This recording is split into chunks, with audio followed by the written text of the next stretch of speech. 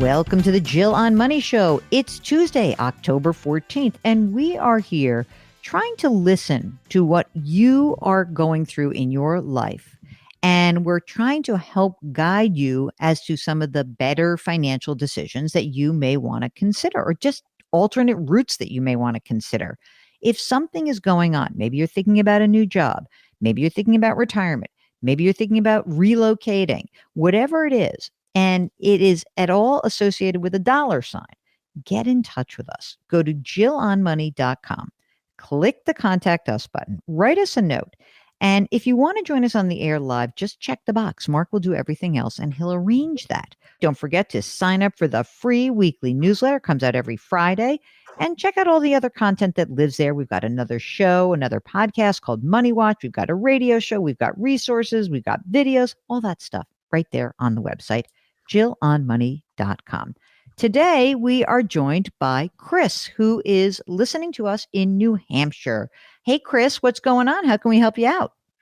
First of all, thank you so much for taking my call. I feel like I'm talking to a couple of rock stars because I absolutely love your show. Oh, you're very sweet. We're just regular people. Don't worry, Chris. Just you and me talking with the millions of others, maybe thousands. Well, you help a lot of people, and hopefully you can sort of help me out today too. So I appreciate it. Fantastic. What's up? Well, I first reached out to you guys wondering if it was time for us to get a financial planner and if it made sense. And in that time frame, in the last couple of weeks, we actually did go ahead and get one. Okay. So my first question would be, once we go through things, did we make the right move in our situation?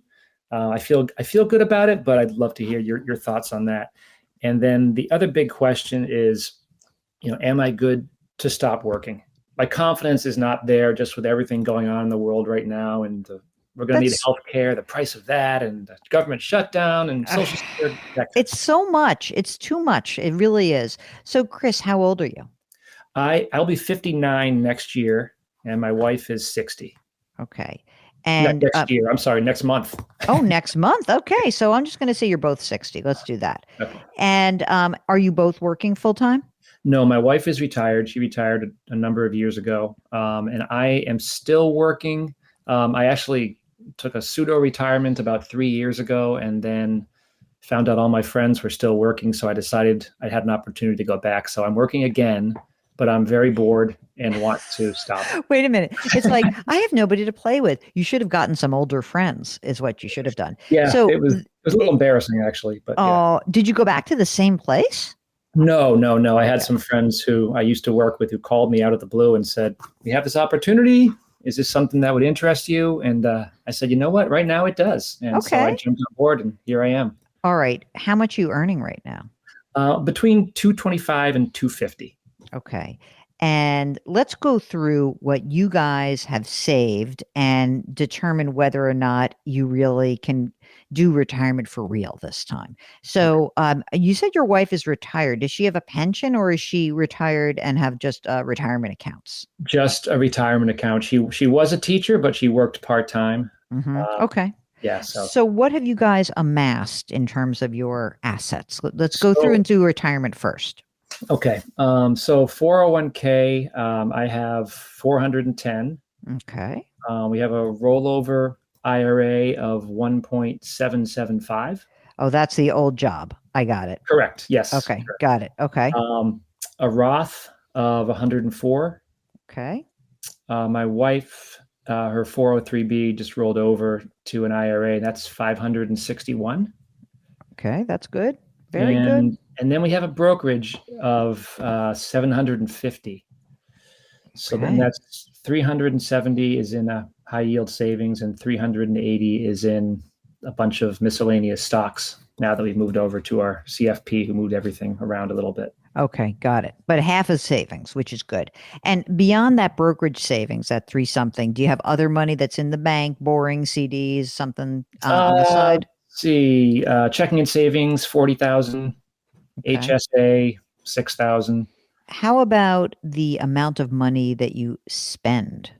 So it's been a tough one because we moved into a new house a couple of years ago. So there's been tons of renovations. So I've been trying to figure it all out.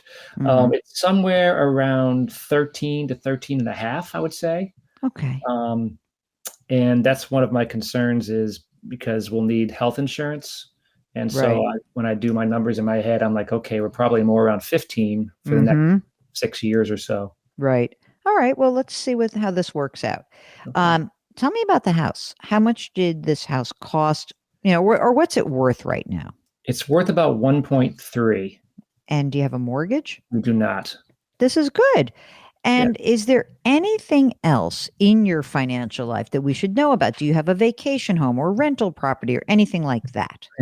Well, we had a vacation home slash rental property. Actually, I reached out to you guys last year, but we ended up we didn't touch base, which was fine. We ended up selling it about 2 months ago, which is why I have a good amount in our brokerage. Mm-hmm.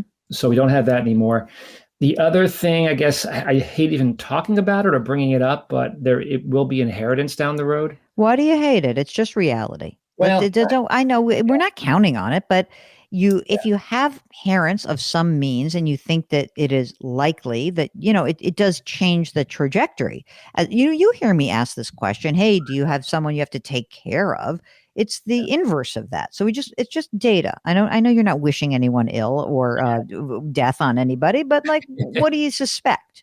it's probably 8 to 10 years and probably between 1.5 and 2. But Okay. so I've been putting it in my head as maybe 1 million just to play it safe. Yeah. That makes sense to me. And but no one needs your help, obviously, because there's some money that's out there, right? In terms of your Correct. parents. Okay. No one needs our help. And our kids are both launched and they're doing well. So that's all good.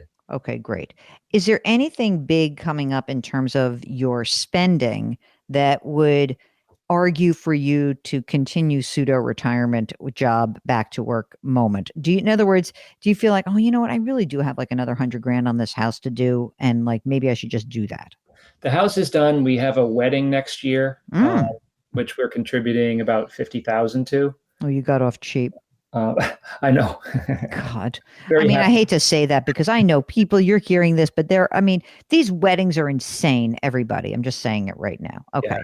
You have a lot of money because of this rollover, obviously. And the 401k and the rollover and the 403b that has been rolled over. This is all your pre-tax money, right? Correct. Hasn't been The only taxed thing yet. that's not is the Roth, the 104. Correct. Okay. Now, has there been a conversation with your advisor about a strategy to extract this money? Well, we just signed up with the planner. Okay. So we actually have a meeting sitting down with them or him in 2 weeks. Mm-hmm. So it's really in the initial stages. So he Mm-hmm. wants all of our expenses and all that stuff. And so we haven't had that conversation yet, but I feel really good. Can I say where it's at? Does that matter? Sure. Yeah, why not? So it's at Fidelity. Oh, And okay. we have all our money at Fidelity. I Mhm. moved everything there, which makes it nice and easy. Yep. It's right down the road from our house, which is Yep. great. I know the person, so I Ah. feel good. We feel really good about all of it, Mm-hmm. but we haven't had those conversations yet, which is one of the reasons I wanted to talk to you because I trust you guys more. Yeah. I mean, listen, point. you're going to have this conversation. I think that there is a question that if you were to step down, right? How are we producing? I'm going to go back one step. Are you and your wife both in good health? Yes. Okay. So I'm assuming that the game plan would be something like this. And maybe your advisor will have something different, but I think that the game plan would be something like, okay, we have 10 years before you're both going to claim Social Security, right? Yep. Ish. Do you know what your Social Security benefit is about? I do. That's 67. Mhm. Mine is 37.16, and my wife is 21.68, so 58.84. At 70, which is what my plan is Yep. I'm 46.08 and she's 26.88, so 7,300 basically. I mean, so here's what we have to think about. And your advisor will probably weigh in on this. And a lot of the Fidelity advisors I've been talking to some of them offline, and they've been talking about, this may be a case where using an annuity for some of the rollover money, because they can buy low cost annuities. So would there be a use case, potentially, yes, of buying an annuity for part of the rollover, the 1.775 and your wife's 560, using some of that money to fund an annuity where you get essentially paid, right? You're going to get a salary for the next 10 years where you can cover your 15 grand a month. Would that be sufficient for you guys, or some portion of that, and be able to kind of get yourselves to your Social Security age of 70, where you're going to have this 7,300, and where, obviously by the time you're 65, then you have Medicare, but it's still going to be expensive. It's not going to be as expensive as the years before that, but for the next 5 years, you'll pay up, you'll be okay. Then you have the money that you need, and then in 10 years, what would you be left with? Some leftover money from the retirement accounts, because you do have a lot. $2.8 million is a lot of money that you have. I think I added that up correctly. And that you then have the Roth that keeps going. You haven't touched your brokerage. The advisor will run some scenarios, but I think that's probably, even if they don't use an annuity, I think that the idea is you take the money out in these substantially equal installments to get you through the next 10 years, which solves the problem of your tax bomb that is potentially going to go off. Right. And that, honestly, at the end of that period, there'll be some inheritance. So even if you depleted everything, okay, which you're not going to do, but let's say that you depleted half of your retirement money, your non-taxed retirement money, and you end up in 10 years and you got, say, $1.5 million that's still left. And then you get an inheritance eventually, and you've got your house and you've got your Social Security. So it kind of sounds like it works to me. Again, I think that an advisor will have a much more detailed analysis of what could go wrong, but I think that's kind of the game plan. And I imagine that that's what you thought the game plan was, right? Yeah, it sounds much better when you say it. Why is that?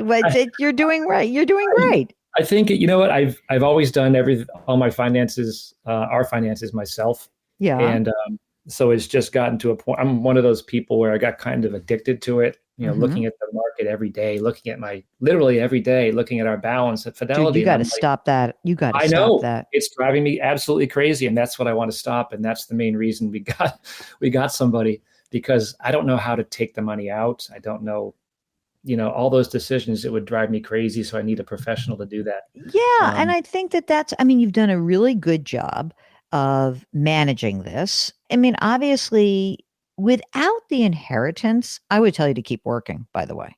I really would, because I think that that's your little bunny at the end of the 10-year period. Because, if you are going to spend 15 grand a month, which is not insignificant money, right? Yeah. That we need to make sure that you have enough of an asset base to be able to produce that. And, producing 180 grand a year ain't nothing. And you can see that you could spend all the money in your rollover account in 10 years pretty quickly, right? Right. Okay. Right. So now if you pretend that's gone, then what are we left with? And again, this is crude math. It wouldn't be exact, but you're left with having about another $1 million in your current 401k, your wife's rollover, that's $1 million. Then there's the brokerage account, which would probably be at least $1 million by then, plus the inheritance. Now we're talking. So all of this is to say, do you have the permission structure for a real rather than a pseudo retirement? Yeah, I think you will. I would just double check with you. The big question to say to a financial planner is, what am I guarding against? What am I not seeing? Tell me how this plan implodes. What's like you just to understand it, you may choose to take the risk. They may say, okay, we ran this number, but like stock market goes down by 40% next year or in the next few years, you got problems. And you want to know that. You may say, okay, I'll live with it. You may be able to live with that risk. But my number one question for the advisor would be like, tell me what the scenario looks like if I retire at the end of this year. What's the game plan to get the money out of the retirement accounts? And what blows this plan up? Those are the questions. Okay, that's very helpful. Now, yes, go on. I'm sorry. Healthcare. I know that's supposed to apparently go up. I don't know how much next year, but I think of things like that. Yeah, you should, but you've already accounted for that because you said 13 to 13.5 a month, and then we went to 15. Yeah. It's not going to be more than $1,500 for the two. It's not. And, there are, I mean, if you got really bored again, you could go work and do something equally as boring and get coverage. You know what I mean? Like it could be also, Chris, that you say, you know what, this job I'm bored with, but I could do something else for 50, 60 grand a year just to keep my mind working. And, I've heard people do all sorts of really interesting things and it gives them access to health coverage and they'll do that for 5 years. So, maybe that's something that you could consider. Yeah. Okay. But it's not, I don't think you're going to need it. I think you're going to be okay. Okay. I really That's do. helpful. Yeah. I think I had it in my head that we're okay. You are. You but- are. You sound like a nervous Nelly. You're right up my alley. I am too. It's like, let me run this number another way. What if this happened? What if that happened? What if this happened? I know it can be very agonizing to live in that head of ours. We all do this. Okay. Yeah. But you got a house that's paid for. You sold the other house. The kids are launched. You got a little wedding coming up. And let's see what the Fidelity advisor says, because I think you're going to be pleased with any results of these scenarios that they lay out. Okay. I mean, are you going to bum out your friends if you say I'm out of here? Maybe a little bit, but that's okay. They'd understand. Okay. What Can else? I ask one quick question? Sure. I know that I was at 60/40 in everything that we had. And when I moved over to Fidelity, they're recommending 70/30. Okay. How do you feel about that? When they explained it to me, I'm like, okay, I guess because we have the brokerage, I'm trying to think of the reasons. I felt okay with it because it's a pretty substantial amount. I just didn't know. I thought I'd ask you too. I think that it really depends on how you feel. Are you willing to forego upside to protect more of your downside? That's what you ask. And you might even say to them, okay, show me what this looks like if I'm 60/40 versus 70/30. Tell me what my outcome looks like. Then I think, you could have different choices. Listen, I'm always about what am I giving up on my upside and what's the trade-off there? What am I protecting against in the downside? They have all the data. I mean, believe me, everyone at Fidelity has this data at their fingertips, which is, here's what we look at any 30-year period. This is what we know, blah, blah, blah. But what I do think is if you feel like you want more comfort and you're willing to say, let me give you the example. They may say to you, well, 70/30, we feel very comfortable generating your 15 grand a month. But if the markets go down, could you do 12? Could you reduce your spending? Could you say, I'm not going to take a trip that year? Right. That may be something that you think about. Maybe you say, yes, I'm totally willing to do that. Or no way. And I'd rather have less money at the end of the day for the kids and the future grandkids and all that and have a little more comfort today. Right. Okay. All right. It's not like right or wrong. It's how you feel. That's one of the few feeling questions that we have. Gotcha. I like that. Okay. That's very helpful. Thank you. You're doing great. Chris in pseudo retirement, bored in his back to work, going back for full retirement, not pseudo retirement. So good luck to you. Let us know how it goes. And if you have any follow-up questions after you have the meeting with the advisor, you let us know. Okay. Good. I will. Thank you so much. All right. If you are like Chris and you're in retirement, then you're out of retirement, then you're back working and all these things are happening to you and you don't know what's next, I think it's a great time to at least check in with us. And if it's something that's about retirement, but maybe it's about taking a new job, maybe it's this idea of, oh my God, I don't know whether or not I should build a new home, or I don't know whether I should sell my house. I don't know whether I can afford to jump into a new house. Whatever it is, get in touch with us. Go to jillonmoney.com, click the contact us button, write us a note. And if you'd like to join us on the air live, check the box. Mark will do everything else. He's so good like that. While you're on the website, please sign up for the free weekly newsletter. And don't forget that we've got all sorts of content that lives on the website. We've got another podcast. We've got a radio show. There's the blog. There's videos. There are resources. Everything is at jillonmoney.com. You can subscribe to us on the Odyssey app or wherever you find your favorite podcasts. I wouldn't mind it if you could leave us a rating and review wherever you listen. And of course, try to put your hands metaphorically on someone's back. Someone needs a pat on the back today, and it's going to make that person feel good. It's going to make you feel even better. Change your work, change your wealth, change your life. Thank you for listening, and we'll talk to you tomorrow.